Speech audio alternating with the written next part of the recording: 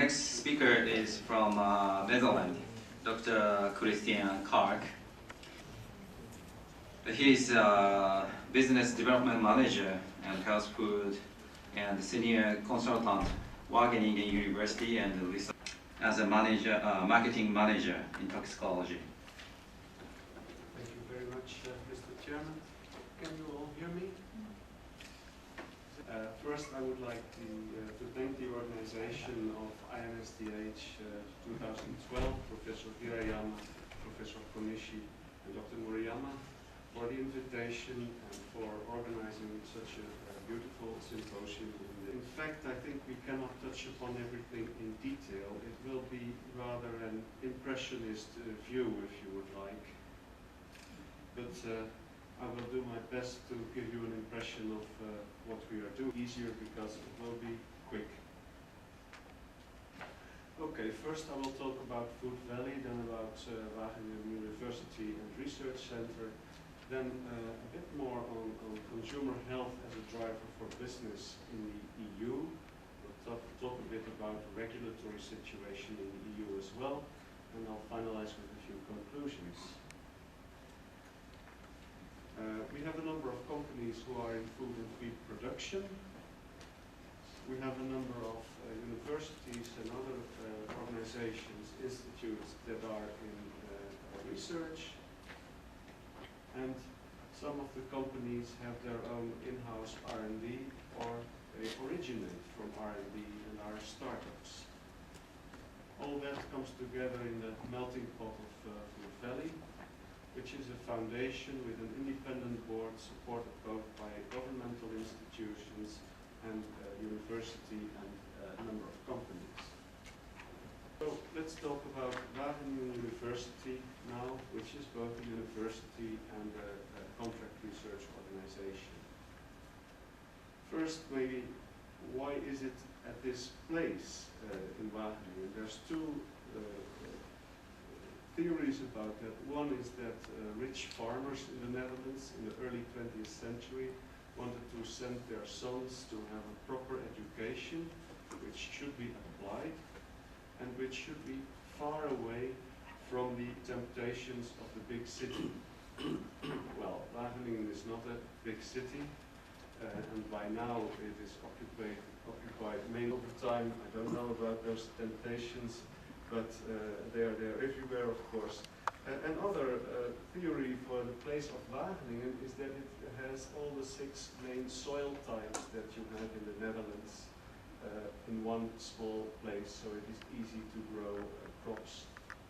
Anyhow, it started in the early 20th century, which is rather young for a Dutch university. We have both an academic organization and a number of specialized research institutes. The academic organization is of course focusing more on research, basic research and teaching, and the specialized research institutes are focusing more on contract research. But also both parts of the organization work together in projects for clients. So it is not a clear-cut split. It's more that the focus of the different parts of the organization are different. So we purely focus on life sciences with about 6,500 employees and with about 8,000 students. In our domain we are within the top 3. And there's several places in the Netherlands that have a place of operation of Wageningen University, and also some places abroad now. So the areas we cover range from agro-food to food safety, water, chemistry, energy, life sciences, high-tech, logistics. It's all about food, health, sustainability. So this is our mission, explore the potential of nature. We're not unique in that, but we are we think, one of the leading parties in this area. Why? Well, it's important really to consider it's not just the university which is there and the research centers, it's also the companies, and it's also continuous support from governmental bodies, both provinces or prefectures, and the national government and the European Union. And of course, it's important to be embedded in this FoodValley structure, which I mentioned before. So these are examples of places around the world where we have projects running. Another advantage of the structure we have is that you can share facilities that are costly, like for NMR. That's really helpful.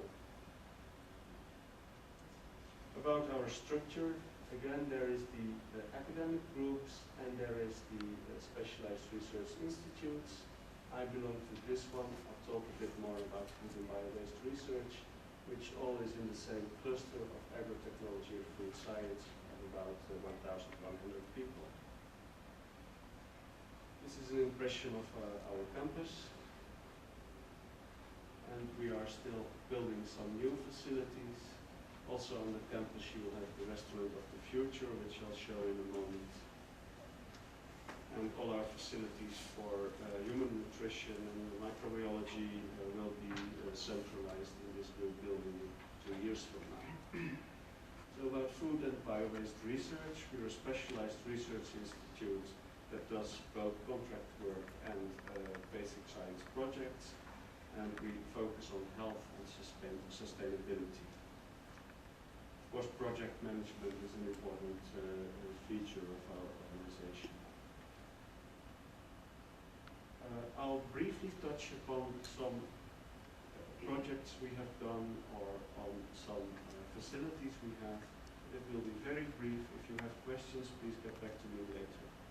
The one facility we have is the so-called restaurant of the future, in which we can actually monitor behavior of consumers and their food intake.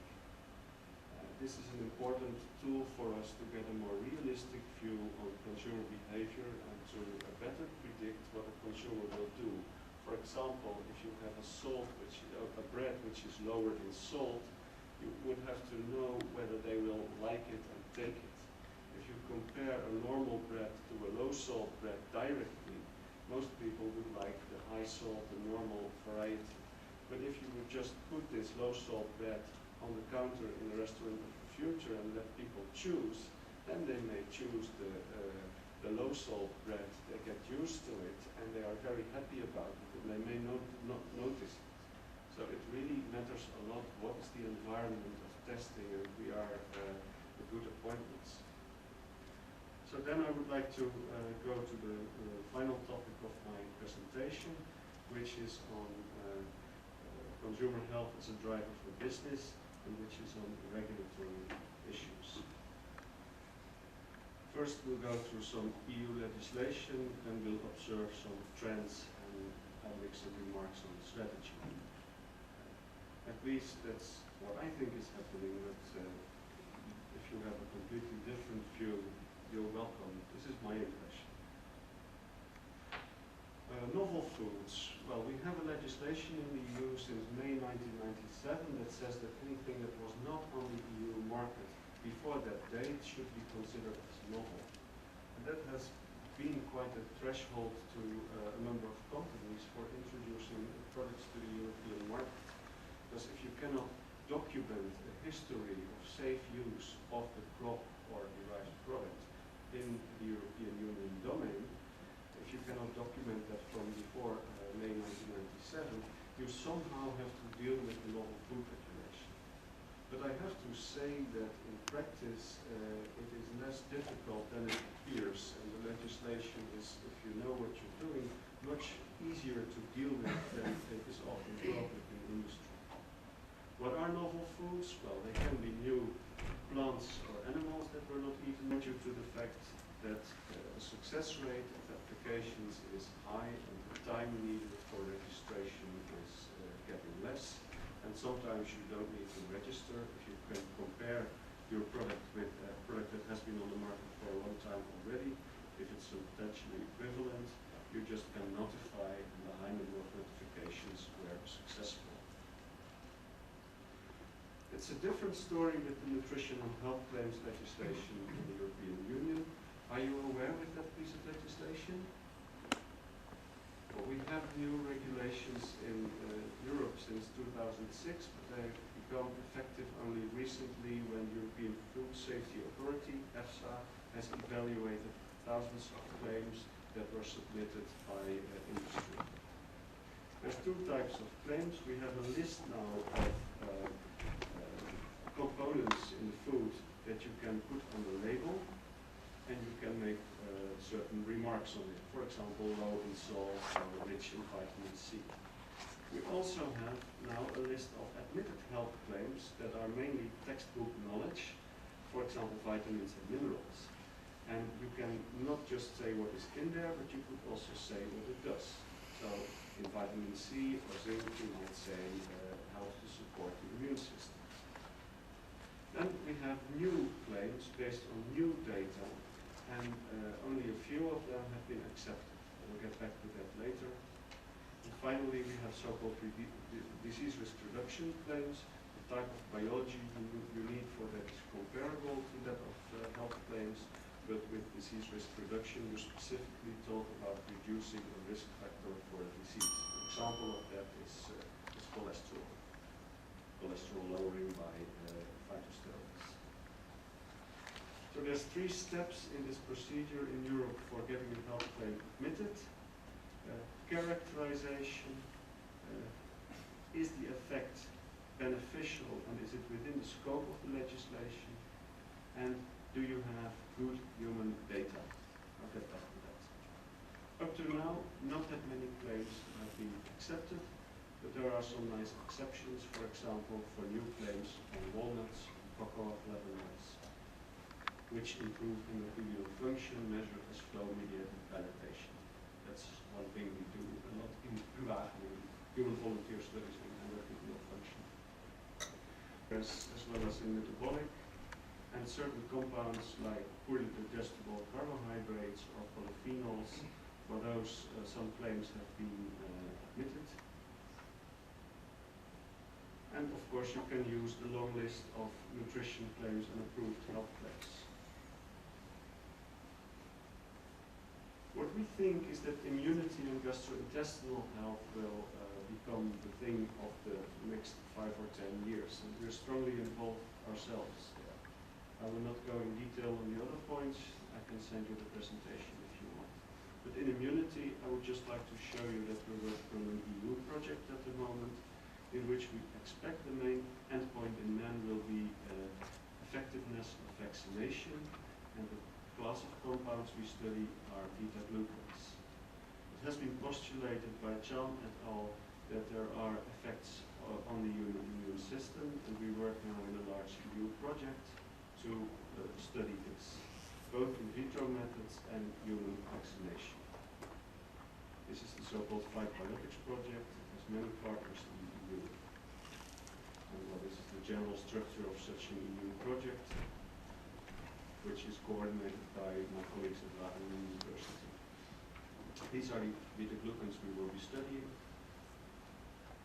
So please be welcome if you have any questions. This is my email address. Foods. I will be visiting some companies later on this week as well, together with Dr. Igarashi, but we cannot disclose the names